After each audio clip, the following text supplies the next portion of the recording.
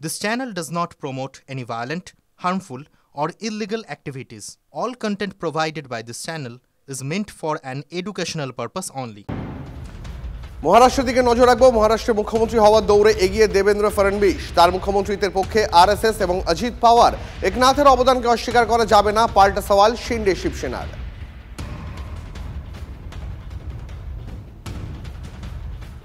বিজেপিকে ভোট দিলে সরকারি প্রকল্প থেকে নাম কাটার হুঁশিয়ারি শরৎনগরের তৃণমূল নেতার। Evolved yet unchanged. Merlin, more to life. 2026 সালে বিধানসভা ভোটে যেসব বুথে বিজেপি লিড পাবে সেখানেই লক্ষ্মীর ভান্ডার থেকে শুরু করে বার্ধক্য ভাতা, এমনকি স্বাস্থ্যসাথী সহ একাধিক প্রকল্প থেকে নাম কাটার হুঁশিয়ারি আব্দুল ওয়াহাব মণ্ডলের। হুমকি দিয়ে তৃণমূল ভোটে যেতে পাল্টা আক্রমণে BJP.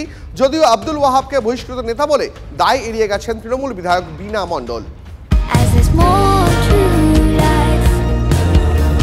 Evolved yet unchanged. Merlin, more to life.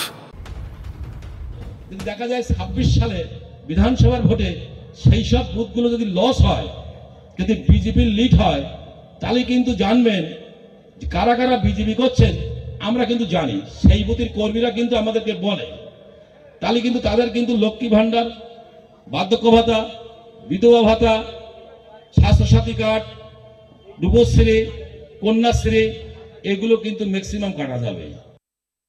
যিনি ওখানকার বিধায়িকা বলছেন যে ওয়াহাব মণ্ডল বহিষ্কৃত নেতা, তো সেই বিধায়িকাকে মনে করিয়ে দেব যে গোবিন্দপুর পঞ্চায়েতের প্রধান ওই সাসপেন্ডেড লিডারের পুত্রবধূ।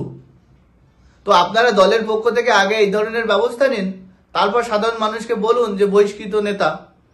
যারা প্রকাশ্যে দাঁড়িয়ে এই ধরনের বক্তব্য রাখছেন তারাই তৃণমূলকে জেতাতে সাহায্য করছে, আর এই ধরনের নেতারাই হলো তৃণমূলের সম্পদ।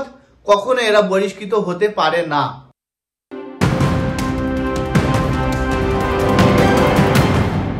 কিছুদিন আগে রায়গঞ্জের বিজেপি সাংসদের এমস ইস্যুতে তোলপাড় হয়েছিল জেলা তথা রাজ্য রাজনীতি।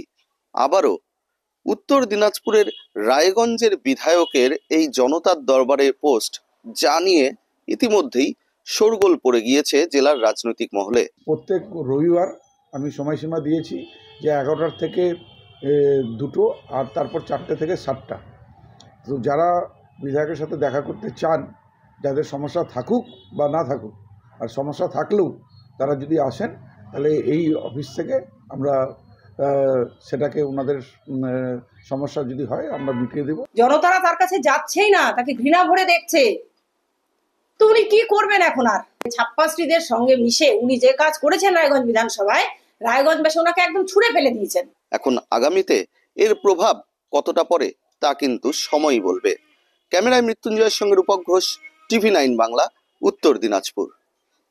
ফিরে এলাম ব্রেকের পর, আর এবার একটা ছবি দেখাই আপনাদের। সুন্দরবনে দেখা মিলল দক্ষিণ রায়ের। হালকা শীতের আমেজে 3 বাঘের দেখা মিলল সুন্দরবনের বনি ক্যাম্পে। বাঘিনী এবং 2 শাবকের একসঙ্গে দেখা মিলল। একসঙ্গে 3-3টে বাঘ দেখতে পেয়ে খুশি পর্যটকরা।